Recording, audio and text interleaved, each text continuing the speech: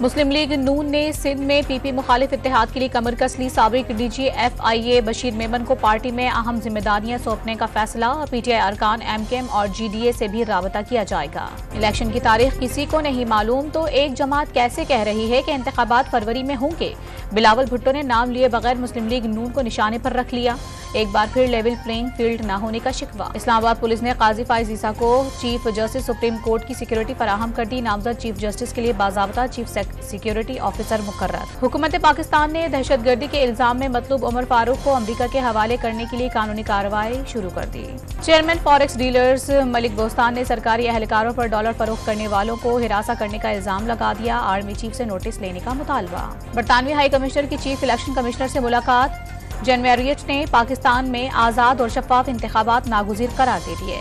Civil aviation ने जिन्ना international airport पर जदीद एयर ट्रैफिक कंट्रोल टावर तामीर करने का फैसला कर लिया। रेस्क्यू फायर फाइटिंग कॉम्प्लेक्स भी तामीर किया जाएगा। कराची के इलाके लियारी तहसील टाउन में कुंडा माफिया अपनी PMT लगाकर धड़ल्ले से चोरी की बिजली फरोख्त करने में मसरूफ। डॉन न्यूज ने भांडा फोड़ दिया।